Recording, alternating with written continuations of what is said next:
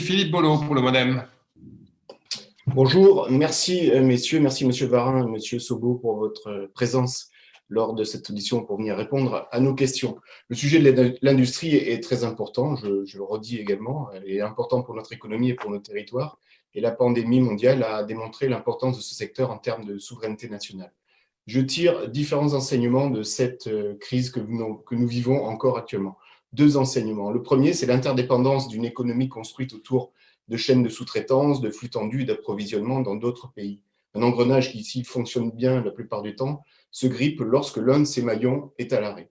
Deuxième constat, l'importance de la responsabilité des entreprises. Elles sont toutes différentes par leur secteur d'activité, leurs effectifs, leurs locaux, leurs carnets de commandes. La crise a montré que la responsabilité des chefs d'entreprise et des entreprises leur a permis de trouver les bonnes stratégies pour affronter la crise. Cette responsabilité des entreprises est également à l'origine de la protection des salariés et d'une certaine flexibilité de l'outil industriel. Au-delà de ces deux enseignements, la question actuelle est celle de la reprise d'activité. Un calcul rapide montre que chaque milliard d'euros de production industrielle perdue, c'est 200 millions d'euros de manque à gagner en termes de TVA, et uniquement de TVA. 200 millions qui ne sont pas disponibles dans la caisse commune pour payer nos services publics.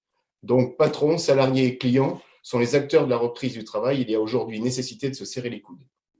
Suite à la crise, nous l'avons tous entendu, des évolutions sont attendues. C'est un constat partagé, mais qui relève quand même d'une équation assez complexe.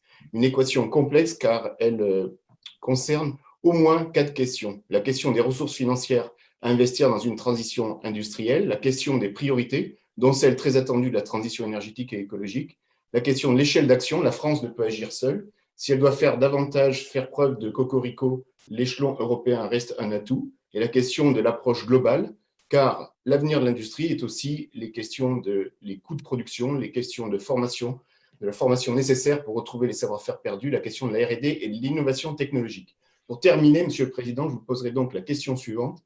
Face aux constats, aux attentes et aux questions posées, quels fondamentaux doivent guider la politique industrielle de la France de l'après-Covid-19 Y a-t-il une remise en cause des grands principes du pacte productif? Je vous remercie.